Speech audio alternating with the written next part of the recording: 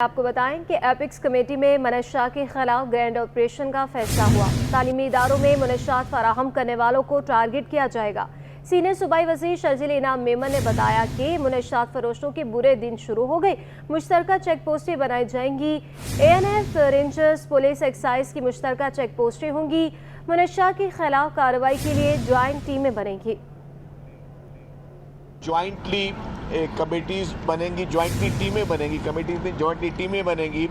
वो टीम्स जो हैं वो आपस में डेटा शेयर भी करेंगी और डेटा शेयर के बाद मुख्तलिफ जगहों पर ज्वाइंट ये प्रपोज किया गया कि ज्वाइंट चेक पोस्ट भी बनाई जाएंगी। जितने भी बॉर्डर एरियाज़ हैं सूबे के बॉर्डर एरियाज़ में मुश्तरका तौर पर ये प्रपोज किया गया है कि ANF, रेंजर्स, पुलिस और जो हमारी एक्साइज एंड नार्कोटिक्स फोर्स है वो कुछ जगहों पर वो ज्वाइंट चेक पोस्ट होंगे और बाकी जगहों पर जहाँ पे कहीं पुलिस की चेक पोस्ट है पुलिस की होंगी, एक्साइज की होंगी। तो इन सारी चीज़ों पर ये फैसले किए गए। और जो इससे पहले अभी पिछले कोई 40-45 दिनों में वो ब्रीफिंग हमने दी कि जिस तरीके से एक्साइज एंड नार्कोटिक्स डिपार्टमेंट ने जिस तरीके से मैसिव कार्रवाइयाँ की हैं और कोई 200 के करीब जो है अराउंड लोग जो हैं वो अरेस्ट किए गए हैं, मुख्तलिफ मंशियात जो है वो ज़ब्त की गई है और मुख्तलिफ तरीके से जो है उन लोगों को जो है वो चालान किया गया है। और ये भी बातचीत हुई कि उनके स्पीडी ट्रायल के लिए, क्योंकि काफ़ी रिपीट ऑफेंडर्स हैं जो कि ये 7-7, 8-8 साल से इस कामों में मुख्तलिफ औक़ात में अरेस्ट भी हुए हैं और फिर वो जो है वो ज़मानतों पे रिहा भी हो जाते हैं। इसी तरीके से इलीगल इमिग्रेंट्स जो है उसके लिए भी बातचीत हुई। मंशात में 1-2 पॉइंट्स ज़ेर गौर ले आऊँ आपके लिए। हम कुछ कानून साज़ी मज़ीद करने जा रहे हैं जिसमें जो उन लोगों को ख़ास तौर पर टारगेट किया जाएगा कि जो लोग तालीमी इदारों में मंशियात सप्लाई कर रहे हैं, जो यूनिवर्सिटीज़ में मंशियात सप्लाई कर रहे हैं और कुछ लोगों को घरों में होम डिलीवरी भी जो है वो मंशियात की कर रहे हैं। इस मंशियात फरोशों के ख़िलाफ़ एक क्रैकडाउन का फ़ैसला किया है और उस क्रैकडाउन में फेडरल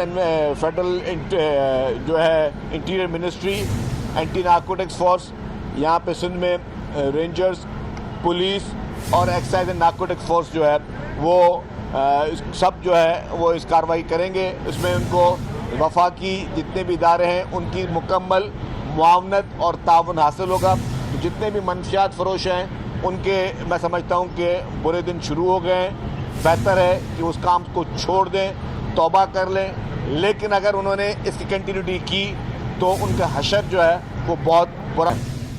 और वज़ीर आला सिंध की ज़ेर सदारत सिंध काबीना का इजलास जारी। सिंध काबीना रेंजर्स की मुद्दत में तोसी का फैसला करेगी। सिंध काबीना के इजलास में मुख्तलिफ इदारों के लिए नुमाइंदगान की मंजूरी दी जाएगी। तफसीलात जान लेते हमारे नुमाइंदे आजिज़ जमाली से। आजिज़ बताइएगा।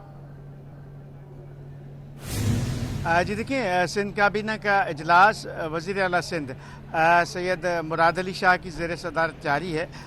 इजलास की अब तक बाकायदा कोई एलामिया जारी नहीं हुआ है इजलास के फ़ैसलों के बारे में।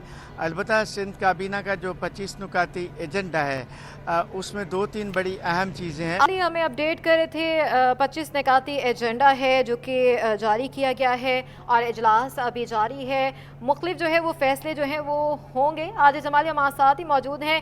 आज इस अपडेट कीजिएगा 25 निकाती एजेंडे के हवाले से भी और ये भी बताएगा इजलास में कौन कौन शरीक है। जी देखिए, सिंध काबीना के इजलास में तमाम सूबाई वज़रा, मुआवनीन और सूबाई अफसरान मौजूद हैं। काबीना का इजलास का 2 बजे वक्त था, 2:30 बजे तकरीबन ये इजलास शुरू हुआ है जो अभी तक जारी है। सिंध काबीना को रेंजर्स के अख्तियारात और रेंजर्स की मुद्दत में इजाफे का फ़ैसला करना है, एजेंडा में शामिल है। सिंध रेवेन्यू बोर्ड के डायरेक्टर्स की मंजूरी देनी है। मुख्तलिफ इदारों के नुमाइंदगान के हवाले से जो सिंध गवर्नमेंट के नुमाइंदे होते हैं उनकी भी मंजूरी देनी है काबीना के इजलास में।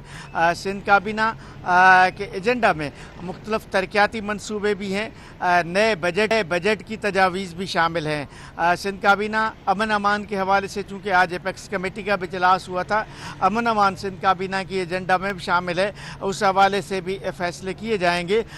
काबीना के इजलास के बारे में अभी तक कोई बाकायदा ऐलान नहीं हुआ है, लेकिन कुछ देर में काबीना के इजलास के फैसलों के बारे में वज़ीर आला हाउस की जानिब से एलामिया जारी किया जाएगा। जी, आज इस ज़राए क्या कहते हैं, क्या क्या फैसले होना मुतवक्के हैं, किस चीज़ पे ज़्यादा फोकस किया जाएगा? जी देखिए, सिंध काबीना में 2-3 चीज़ें बड़ी अहम है।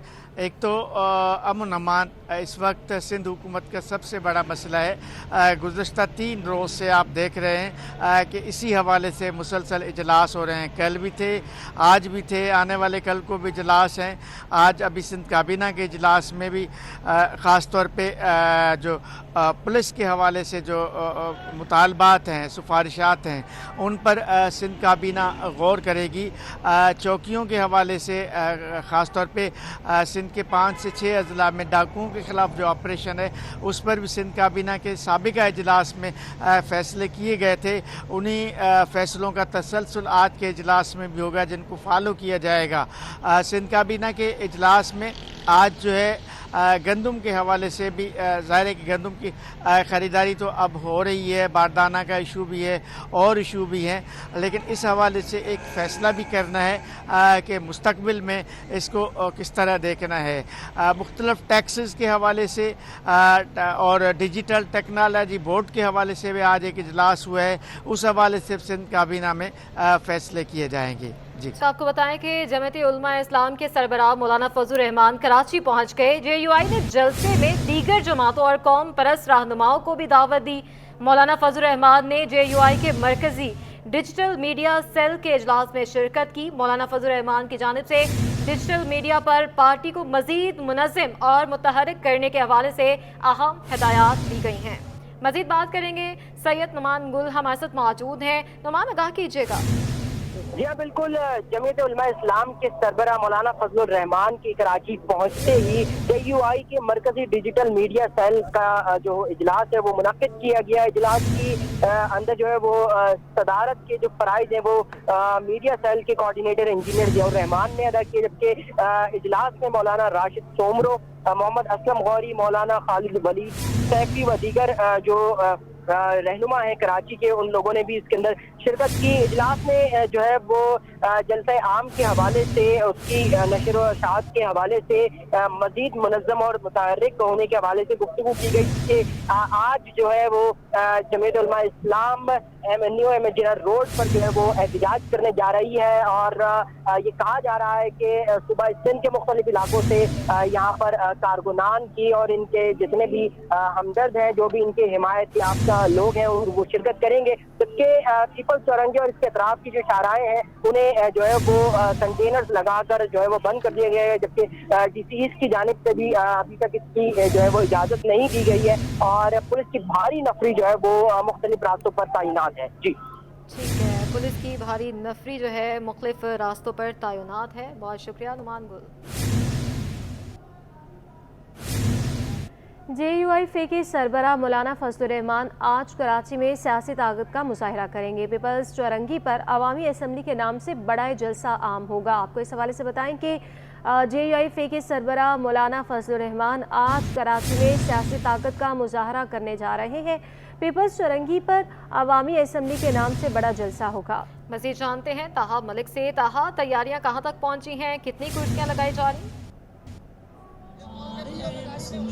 जी बिल्कुल, देखिए इस वक्त जो है वो JUI की जानिब से जो है इंतखाबात में मुबैना दांधी के ख़िलाफ़ जो है ये जलसा किया जा रहा है। इस वक्त peoples Chaurangi and new एमएजिनर road पर जो है वो जलसा गाह जो है वो तैयार कर ली गई है। कुर्सियाँ लगा दी गई हैं, बाकायदा तौर पर स्टेज भी मुकम्मल कर लिया गया, सजा दिया गया, जबकि 4 बजे का वक्त दिया गया है कि 4 बजे ये जलसा बाकायदा तौर पर इसका आगाज़ हो जाएगा। जबकि इस जलसे में शिरकत के लिए और खुसूसी खिताब के लिए जमीयत उलमा इस्लाम के सरबराह मौलाना फजल रहमान गुज़श्ता शब भी कराची आ चुके हैं और आज उनका जो है खुसूसी खिताब खिलाफ होगा। इस हवाले से मज़ीद बताता चलूँ कि इस जलसे के लिए जो है वो ट्रैफिक पुलिस की जानिब से भी जो है वो मैप जो है वो मुतबादिल रास्तों के लिए मैप जो है वो सामने लाया गया है, वो दिया गया है, वो शाया किया गया है, जिसके मुताबिक जो है वो इस रोड पर चलने वाला जो भी ट्रैफिक है वो अहमद जिन्ना रोड से और दीगर सड़कों के तरफ से होता हुआ जाएगा। जबकि साथ ही यहाँ पर ये भी बताता चलूँ कि इंतज़ामिया की जानिब से भी जो है वो इस जलसे की इजाज़त अब तक नहीं दी गई है। DC कमिश्नर की जानिब से जो है वो हुक्मनामा जारी किया गया है, जिसके अंदर ये बात वाज़ेह तौर पर लिखी गई है कि SSP ईस्ट की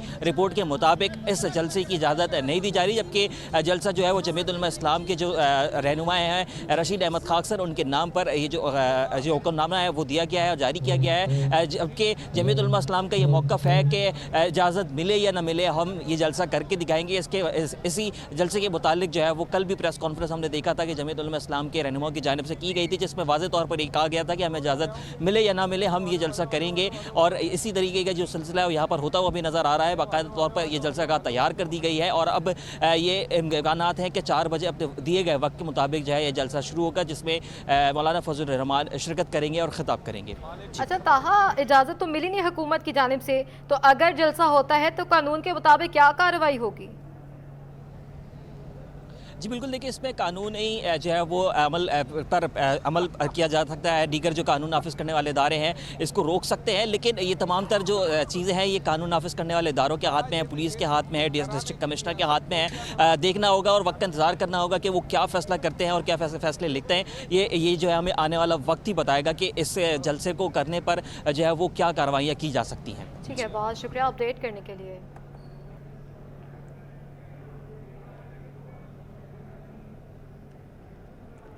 वफाकी वज़ीर दाखिला मोहसिन नकवी ने कराची में चीनी काउंसिल खाने का दौरा किया। चीनी काउंसिल जनरल से वफाकी वज़ीर का खैर मकदम भी किया। वफाकी वज़ीर दाखिला मोहसिन नकवी ने चीनी कौंसल जनरल से मुलाकात की, जिस दौरान बाहमी दिलचस्पी के अमूर और चीनी शहरियों की सिक्योरिटी से मुतल्लिक तबादला ख्याल किया गया। इस मौके पर वफाकी वज़ीर ने पाकिस्तान ख़ुसूसन कराची में चीनी शहरियों की हिफाजत के लिए किए गए इक़दाम से आगाह किया। मोहसिन नकवी का कहना था कि चीनी शहरियों की सिक्योरिटी बहुत अजीज़ है। चीनी शहरियों की आमदोरफ्त के लिए SOPs पर सख्ती से अमल दरामद कराया जा रहा है। चीनी शहरियों की फुल प्रूफ सिक्योरिटी यकीनी बनाना हमारा फ़र्ज़ है। दुश्मनों के नापाक इरादों को कभी पूरा नहीं होने देंगे। जबकि चीनी कौंसल जनरल ने सिक्योरिटी प्लान पर इत्मीनान का इजहार किया।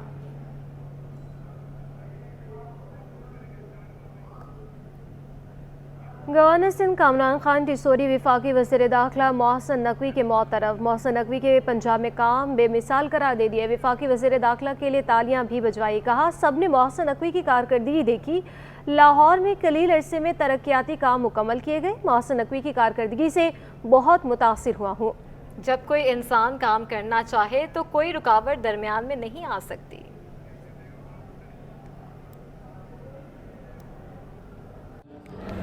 हमारे हर दिल अजीज़, मैं ये इसलिए कहूँगा कि आप सब ने मोहसिन नकवी साहब की जो परफॉर्मेंस है वो पंजाब में बहैसियत वज़ीर आला पंजाब देखी कि इन्होंने, मैं तब हैरान हुआ जब मैं ख़ुद लाहौर में गया और मुझे जब वो मेरा गाड़ी में ड्राइवर बता रहा था कि सर ये 4 महीने में कंप्लीट हो गया है ब्रिज, ये 5 महीने में, ये 3 महीने में, तो मैं इनसे बड़ा इंस्पायर हुआ कि जब आदमी कोई काम करना चाहे तो वो हो सकता है। तो मैं समझता हूँ मोहसिन नकवी साहब ने जो वहाँ काम किए हैं उनके लिए ज़ोरदार तालियां होनी चाहिए। और जिस तरह अब बहैसियत वज़ीर दाखिला पाकिस्तान ये काम करें। खबरें और भी हैं लेकिन शामिल करेंगे एक ब्रेक के बाद। हमारे साथ रहिए।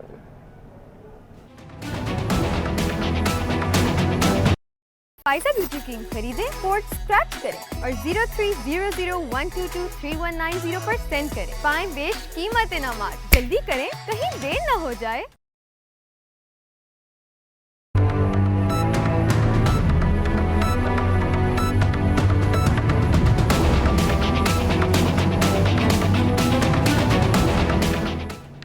Welcome back. आपको बताएं वज़ीर आला सिंध की ज़ेरे सदारत डिजिटल टेक्नोलॉजी बोर्ड का इजलास हुआ। इजलास में फैसला किया गया कि Sindh digital technology board KMD marketing को हेड रिसर्च के जरिए दिया जाएगा। वज़ीर आला सिंध ने MD बोर्ड की तैनाती का अमल 6 हफ्तों में मुकम्मल करने की दहानी करा दी।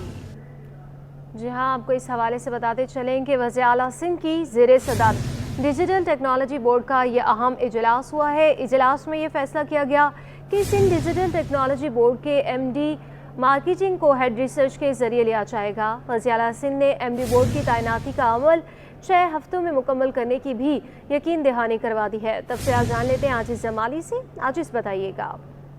जी देखिए, वज़ीर आला सिंध की ज़ेर सदारत सूबा सिंध के डिजिटल टेक्नोलॉजी बोर्ड का एक इजलास हुआ है। इस इजलास में ये इस बात का फैसला किया है कि सिंध में एक डिजिटल बोर्ड टेक्नोलॉजी एक कंपनी रजिस्टर्ड करवाई जाएगी जो सिंध हुकूमत की मिल्कियत होगी, और इस बोर्ड का एक मैनेजिंग डायरेक्टर मुकर्रर किया जाएगा जो हेल्थ सर्च के जरिए मुकर्रर किया जाएगा। फैसला हुआ है कि 1.5 माह के दौरान ये जो MD है इस टेक्नोलॉजी बोर्ड का उसको मुकर्रर किया जाएगा। इस टेक्नोलॉजी बोर्ड और डिजिटल टेक्नोलॉजी का मकसद ये है कि वज़ीर आला सिंध ने कहा है कि तमाम जो फाइलें हैं सिंध के सरकारी महकमों की तमाम फाइलों को सिस्टम फाइलिंग पर लाना चाहिए और पेपरलेस होना चाहिए और डिजिटल फाइलिंग होनी चाहिए ताकि तमाम जो सिंध हुकूमत की फाइलें हैं वो अब आइंदा डिजिटल बनेंगी। डिजिटल फाइलें डिपार्टमेंट्स के ज़रिए वज़ीर आला तक या दीगर महकमों तक या महकमों के सरबराहों तक जाएंगी। तो इसके लिए सिंध टेक्नोलॉजी बोर्ड तश्कील दिया जा रहा है। एक बाकायदा एक कंपनी रजिस्टर करवाई जाएगी इस हवाले से। जी बहुत शुक्रिया आजिज़ जमाली। सुजुकी स्विफ्ट की कीमत में 7 लाख रुपए की कमी कर दी गई। नई कीमत 47,19,000 हो गई है। मजीद जानते हैं काविश मेमन से। काविश, आगाह कीजिएगा। बिल्कुल देखें, गाड़ियों के शौकीन अफराद के लिए अच्छी खबर है। सुजुकी स्विफ्ट की कीमत में 7,10,000 रुपए की कमी कर दी गई है, जिसके बाद नई कीमत 47,19,000 रुपए मुकर्रर कर दी गई है। पाक सुजुकी कंपनी लिमिटेड ने इस हवाले से पाकिस्तान स्टॉक एक्सचेंज को खत भी लिख दिया है और इसमें कहा गया है कि स्विफ्ट मॉडल की कीमतों में कमी महदूद मुद्दत के लिए है। मार्केट के मौजूदा हालात को मद्देनजर रखते हुए कीमतों में कमी की गई है। बहुत शुक्रिया अपडेट करने के लिए। आगे बढ़ते हैं। सिंध के महकमा बराए स्कूल तालीम में इंसानी हकूक की खिलाफ वर्जियों का इंकशाफ हुआ है, जिसका महकमा बराए इंसानी हकूक ने नोटिस ले लिया, जिसके बाद महकमा स्कूल तालीम ने एडिशनल सेक्रेटरी अल्ताफ अहमद सोमरू को फोकल पर्सन मुकर्रर कर दिया है। इस हवाले से मज़ीद तफसीलात जान लेंगे अपने नुमाइंदे से। अभी आपको बताते चले इस हवाले से कि सिंध के महकमे बराए स्कूल तालीम में इंसानी हकूक की खिलाफ वर्जियों का इंकशाफ हुआ, जिसका महकमे बराए इंसानी हकूक ने नोटिस भी ले लिया। तफसीलात क्या हैं बताएंगे हमारे नुमाइंदे आज़ाद नूहरियो हमारे साथ मौजूद हैं। आज़ाद, बताइएगा। जी बिल्कुल, सिंध के महकमा बराए स्कूल तालीम में मुबैना तौर पर इंसानी हकूक की खिलाफ वर्जियों का इंकशाफ हुआ है। इस मामले पर महकमा बराए इंसानी हकूक ने सेक्रेटरी स्कूल तालीम को खत लिखकर इस मामले का सख्ती से नोटिस ले लिया। ये खत जो है महकमा बराए इंसानी हकूक के डिप्टी डायरेक्टर शाहिद हुसैन अबरो के दस्तखत से अरसाल किया गया, जिसमें लिखा गया है कि कई ऐसे स्कूल्स की बारे में शिकायत उनको मौसूल हुई, जिसमें खासतौर पर मुलाजिम की तनख्वाहें बंद करना, तकर्र तबादले, बेशतर केसेस इंसानी हकूक की खिलाफवर्जी के ज़िम्मे में आते हैं। उन्होंने ये भी लिखा है कि स्कूल में खासतौर पर जो तालिब इल्म है उनमें बदफिली के केसेस भी रिपोर्ट किए गए हैं। इसके अलावा खासतौर पर उन जो खवातीन टीचर्स हैं या जो मर्द टीचर्स हैं, मेल और फीमेल दोनों, और उनके साथ कई शिकायत जैसी मौसूल हुई। अफसरान का उनके साथ रवैया ठीक नहीं है, दफातर के काम में उनको मुश्किल का सामना करना पड़ रहा है। जिसके बाद सेक्रेटरी की महकमा स्कूल तालीम शाहिद अली अब्बासी ने इस मामले पर बाकायदा तौर पर महकमा इंसानी हकूक के साथ कोऑर्डिनेशन रब्ताकारी के लिए महकमा स्कूल तालीम के एडिशनल सेक्रेटरी अल्ताफ अहमद सोमरू उनको फोकल पर्सन तैनात कर दिया गया, जो महकमा इंसानी हकूक के माबीन जो मामला हैं उनको हल करने के लिए महकमा स्कूल की तरफ से जो है अपनी जिम्मेदारी अदा करेगा। जी बहुत शुक्रिया आज़ाद नूहरियो। अगवा बराए तावान में AVLC के एहलकार मुलविस निकले। पुलिस एहलकारों का क्रिमिनल रिकॉर्ड सिटी 21 ने हासिल कर लिया है। तो आपको बताएं कि अगवा बराए तावान में AVLC के एहलकार मुलविस निकले। इस पर मजीद तफसीलात जानते हैं सलमान सलीम से। सलमान, बताइएगा। देखिए बिल्कुल, शहरी में अगवा बराए तावान में मुलविस AVLC पुलिस एहलकार का माजी में भी अगवा की वारदातें अंजाम देने का इंकशाफ हुआ है, जबकि पीढ़ी से शहरी को अगवा करके तावान तलब करने वाले AVLC के 2 अफसरान का क्रिमिनल रिकॉर्ड सिटी 21 न्यूज़ ने हासिल किया।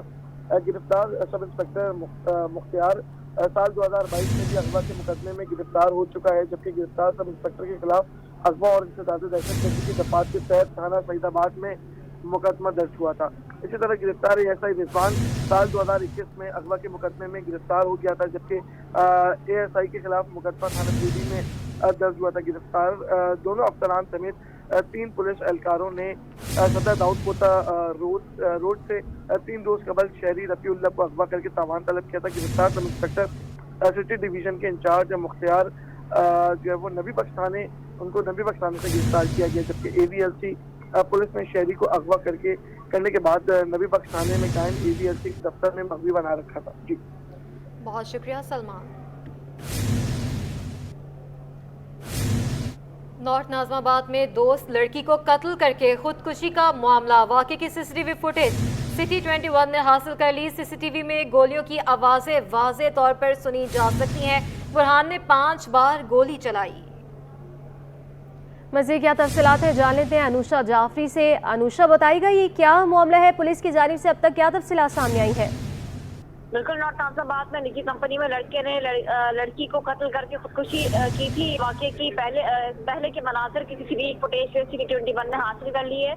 सीसीटीवी फुटेज में जो गोलियों की आवाजें वाज़े सुनी जा सकती हैं। बुरहान ने 5 बार गोलियां चलाई है। वाकई से पहले ऑफिस में साफ सुथराई करने वाला शख्स है वो सोफे पे लेटा हुआ था कि अचानक से दरवाजा फीटने की आवाजें आई है। थोड़ी देर बाद गोलियां चलने की भी आवाज आई। गोलियों की आवाज सुनते ही सफाई का काम करने वाला ऑफिस बॉय जो था वो उठकर भागा है और फायरिंग की आवाज सुनते ही ऑफिस में भगदड़ मची है। एक लड़की में भी जो है वो निकलकर ऑफिस की से निकलकर जो है रोड की तरफ भागी है। लड़की के बाद जो है वो ऑफिस में काम करने वाला एक लड़का भी जो है वो बाहर भागा है। पुलिस से जब हमारी बात हुई तो उन्होंने बताया कि दोनों लड़की भागे हैं, वो डर की वजह से भागे, जिसमें एक लड़की का नाम जो है वो अलीजा बताया जा रहा है जो भागी थी, जबकि बुरहान ने पहले 4 गोलियां लड़की को मारी थी और फिर जो है वो एक गोली खुद को मारी। वाकई की मजीद सीसीटीवी फुटेज पुलिस को जो है वो मौसूल नहीं हो सकी क्योंकि ऑफिस में लगे सीसीटीवी कैमरों का जो कार्ड था वह भी फुल हो चुका था, जिसकी वजह से वाकई की कोई जो रिकॉर्डिंग थी वो हो नहीं पाई। खुदकुशी करने वाले लड़के के घर वालों ने लड़की का घर जो है वो रिश्ता भेजा था, पुलिस का ऐसा कहना है। पुलिस ने ये भी बताया है कि दोनों लड़का लड़की जो मरने वाले हैं उनके CDR में जो कोई रास्ता सामने नहीं आया। मुमकिन तौर पर ये हो सकता है कि दोनों लड़का लड़की व्हाट्सएप पे या किसी एप्लीकेशन के थ्रू जो है वो बात करते हुए। जी बहुत शुक्रिया अनुषा जाफरी। आपको बताएं कि AMC के महकमा इंसदाद तजावुजात ने जिला वस्ती में ऑपरेशन का आगाज कर दिया। न्यू कराची सिंधी होटल के एतराफ तजावुजात हटाने का काम जारी है। तफसीलात जान लेते हैं जुनेद जावेद से। देखिए जी, बल्दिया उज़्मा कराची के महकमा इंसदाद तजावुजात ने आज ज़िला वस्ती में भी जो है ऑपरेशन का आगाज़ कर दिया है। न्यू कराची सिंधी होटल से इस ऑपरेशन का आगाज़ किया है। ताहम मोहल्ले का जो इलाके हैं वहाँ पर भी जो है ठहले पथारे कुर्सियाँ और दीगर सामान जो है वो जब्त करने का अमल इस वक्त जारी है। पुलिस की नफरी यहाँ पर सिक्योरिटी प्रोवाइड कर रही है। यहाँ पर मौजूद है हमारे साथ डिप्टी डायरेक्टर, हमसे बात करते हैं। सर यूनुस भाई ये बताएगा कि क्या मामलात है, कितनी अब तक जो है तजावुजात आपने जब्त किए, इनका क्या किया जाएगा, कहाँ ले जाया जाएगा और कितने रोज़ तक ऑपरेशन है? जैसा कि आपको मालूम है कि सुप्रीम कोर्ट की हिदायत के मुताबिक मेयर साहब ने जो है बड़ा सख्त एक्शन लिया हुआ है, जिसके तहत डिस्ट्रिक्ट सेंटर में जो है भरपूर कार्रवाइयाँ जारी हैं। इससे कल भी हम सैकड़ों की तादाद में तजावुजात को जब्त कर चुके हैं जो कि हमारे वेयर हाउस में आज तक जमा है ना। अभी मजीद इस सिलसिले में आज न्यू कराची सिंधी होटल पे ऑपरेशन का आगाज़ किया गया है जो कि हमारे सीनियर डायरेक्टर इमरान साहब की जो है ज़ेर निगरानी चल रहा है और इसमें अभी हम मुतादिद सामान जो है ना इसको अभी ट्रकों में लोड कर चुके हैं और ये अमल इंशाल्लाह हमारा शाम तक इस रोड को मुकम्मल क्लियर करने तक चलता रहेगा। और हमारे जो मेन रोड्स हैं जहाँ पे पब्लिक कंप्लेंट्स हैं इस पे हमारी कोशिश है कि भरपूर कार्रवाई जो है जारी रखें। इस वक्त ये ऑपरेशन जो है सिंधी होटल के और इसके अतराफ के इलाकों में किया जा रहा है। ताहम ये 7 रोज़ तक जारी रहेगा ऑपरेशन और इस दौरान तकरीबन हर डिवीज़न के अंदर जो है रोज़ाना की बुनियाद पर ही ऑपरेशन किए जाएंगे। जी नॉर्थ नाजिमाबाद टाउन में म्यूनसिपल कमिश्नर की पोस्ट गुज़श्ता 2 माह से खाली है, जिसके नतीजे में 1100 मुलाजमीन को तनख्वाहों की अदायगी खटाई में पड़ गई है और तमाम अमूर ठप होकर रह गए हैं। अपडेट करेंगे रिजवान अहमद। जी बिल्कुल, नॉर्थ नाज़माबाद टाउन 2 माह से म्यूनसिपल कमिश्नर के ओहदे से महरूम है। यहाँ पर जावेद अनवर अब्बासी थे, 2 माह कबल उनका तबादला कर दिया हुकूमत सिंध की जानिब से, महकमा लोकल गवर्नमेंट की जानिब से उनका तबादला किया गया। नए किसी अफसर को बतौर म्यूनसिपल कमिश्नर तैनात नहीं किया गया है, जिसकी वजह से तमाम अमल नॉर्थ नाज़माबाद टाउन में जमूद का शिकार हो गया है। फ्यूल की अदायगी नहीं हो पा रही है और सबसे अहम तरीन मसला ये है कि 1100 मुलाजमीन को जो है वो तनख्वाहों की बर वक्त अदायगी अब मुमकिन नहीं हो सकेगी। क्या क्या मुश्किलात इस सिलसिले में दरपेश आ रही हैं और क्यों ये तैनाती नहीं हो रही, चेयरमैन से जानते हैं। आतिफ अली खान हमारे साथ मौजूद हैं। क्या वजह है सर, 2 माह गुजर गए, म्यूनसिपल कमिश्नर से महरूम है नॉर्थ नादवा टाउन? देखिए 28 मार्च को जो हमारे पुराने म्यूनसिपल कमिश्नर थे जावेद अनवर अब्बासी साहब, उनका लाड़कानो म्यूनसिपल कॉरपोरेशन के अंदर तबादला कर दिया गया था और उसके बाद हमारा यही ख्याल था कि जल्द अज जल्द नया म्यूनसिपल कमिश्नर की तैनाती हो जाएगी, लेकिन अभी तक जो है वो तैनाती नहीं हो सकी है और उसके ऊपर ज़ुबानी बात भी हुई है, रिमाइंडर भी दिए हैं और हमने एक ऑफिशियल लेटर भी एडिशनल चीफ सेक्रेटरी को लिखा था इस हवाले से कि जल्द अज जल्द तैनाती की जाए। आपको पता है जैसे चेयरमैन के साथ जो डीडीओ पावर्स होते हैं वो म्यूनसिपल कमिश्नर के होते हैं, तो इसलिए जो भी फाइनेंशियल पेमेंट्स हैं तो उनके साथ वो सिग्नेचर के अंदर शामिल होते हैं। तो सबसे जो प्रॉब्लम है वो यही है कि जो फाइनेंशियल ट्रांजैक्शंस हैं टाउन की वो रुक गई हैं, जिसके अंदर माहाना फ्यूल के बिल हैं, हमारे इंटरनेट सर्विस है और चीज़ें। और उसके बाद जो है अब सबसे जो बड़ी और अहम बात है वो है मुलाजमीन की तनख्वाहें। वो मुलाजमीन की तनख्वाहों का प्रोसेस का जो अमल है वही अभी तक रुका हुआ है। वो हमें उसके ऊपर म्यूनसिपल कमिश्नर के साइन चाहिए होते हैं उनको ऑडिट में भेजने के लिए और 1100 के करीब मुलाजमीन हैं और अब से पहले हम 6 महीने हो गए हैं नॉर्थ नादवा टाउन पहली तारीख दूसरी तारीख को मुलाजमीन की तनख्वाहें बर वक्त अदा कर देता था। इस महीने हमें लग रहा है कि ये जो है मुलाजमीन की तनख्वाहें जो हैं वो ताख़ीर का शिकार हो जाएंगी। बिल्कुल कहा यह जा रहा है कि तमाम अमूर तातुल का शिकार हो गए हैं। बॉल जो है वो महकमा लोकल गवर्नमेंट के कोर्ट में है, या तो नया म्यूनसिपल कमिश्नर फिलफौर तैनात किया जाए नॉर्थ नादवा टाउन में या फिर डीडीओ पावर जो हैं वो अकाउंट ऑफिसर को दिए जाएँ ताकि मामलात जो है उनको आगे बढ़ाया जा सके। जी दूसरी जानिब सिंध हाई कोर्ट में आवारा कुत्तों के खिलाफ कार्रवाई और वैक्सीनेशन से मुतल्लिक दरख्वास्त पर समाअत हुई।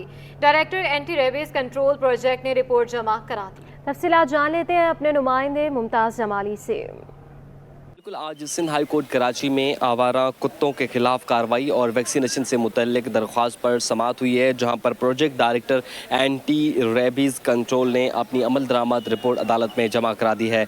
रिपोर्ट के मुताबिक 2022 से लेकर अब तक जो वैक्सीनेशन की गई है उसमें 9664 आवारा कुत्तों को एनिमल बर्थ कंट्रोल वैक्सीन लगाई गई है और रवां साल के इब्तदाई 4 माह में जो है सिर्फ 4 माह में 1672 आवारा कुत्तों को बर्थ कंट्रोल वैक्सीन लगाई गई है। इसी तरह रिपोर्ट के मुताबिक ये कहा गया है कि ज़िला क्यामाड़ी के लिए भी जो है वो anti rabies control centre fall किया जाएगा। जून 2024 से सखर, टंडोलया, लाड़काना, मटियारी, उमरकोट और दीगर जगहों में भी जो है ये सेंटर खोले जाएंगे। जबकि आवारा कुत्तों की शिकायत के लिए हेल्पलाइन नंबर भी जो है 1093 फ़ाल कर दिए गए हैं। रेबीज़ कंट्रोल प्रोग्राम सेंटर के हवाले से मोबाइल पर भी जो है ऐप बनाया गया है जो कि आम शहरियों के लिए दस्तयाब होगा। लिहाजा अदालत ने इस रिपोर्ट को इस केस का हिस्सा बना दिया है। जी अनासिन ताजरों के लिए बड़ी खुशखबरी आ गई। FBI ने सेल्स टैक्स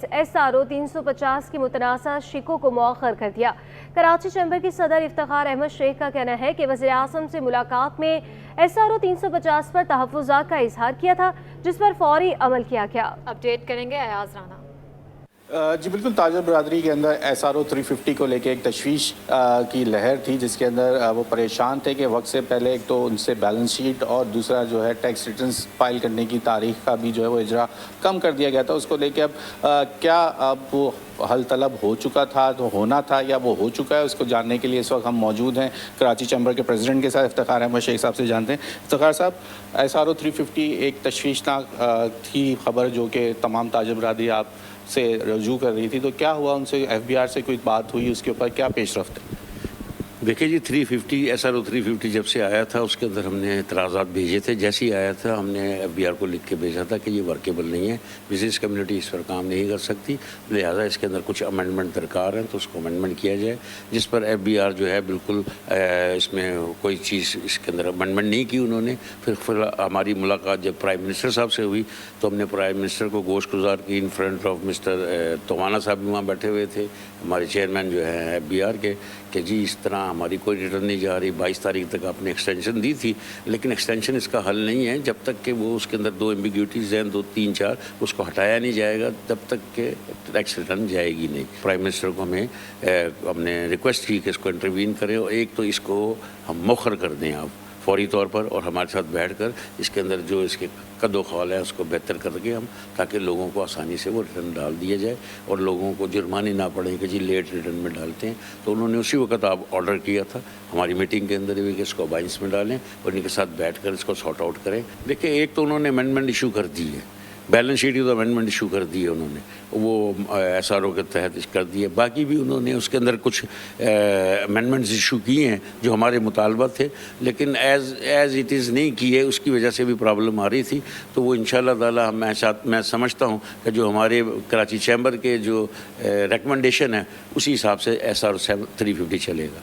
कराची चैम्बर की जानिब से सिफारिशात दी गई, उसको मंजूर किया गया और अब ये एक अच्छी खबर है ताजरों के लिए कि वो अब 350 का जो नया कानून आया था, जो SRO निकाला गया था, अब उसका इम्प्लीमेंटेशन नहीं होगा, बल्कि पुराने तरीक़ेकार से जो है वो अपने रिटर्न्स फाइल कर सकते हैं।